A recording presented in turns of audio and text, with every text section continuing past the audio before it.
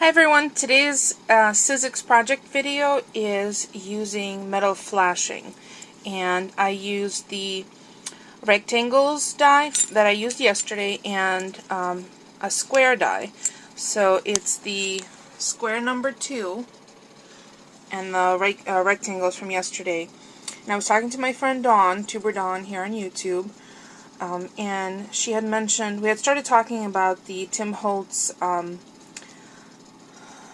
is it stick words? Oh my gosh, I can't think of which ones they are, but there are metal embellishments that have words on them, and I thought, well, I can cut that out of metal flashing, which is thin enough, and then I could punch it with my Making Memories metal dies for the letters.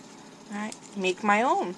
So I made a muse for Dawn, and she wanted it kind of wonky, and Dawn, wonky you've got.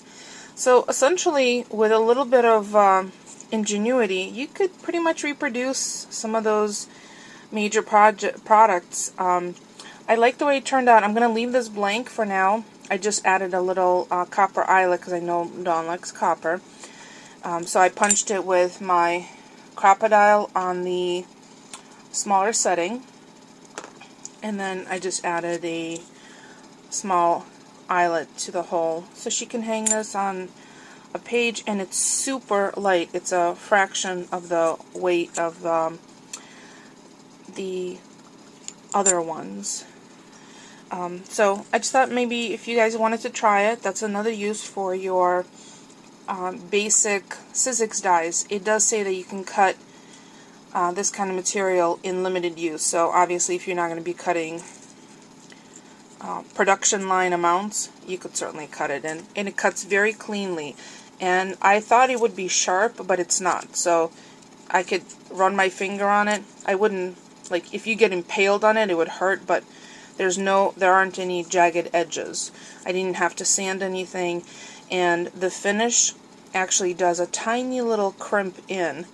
You won't be able to tell that because I don't have a macro setting on my flip, but it's nice. I like the way that it cuts. I've also cut the number 8 tag, the number 8 Tim Holtz tag die from the alterations line with the flashing, and it works out really nicely. 10 sheets of flashing is available at your local hardware store for under $4.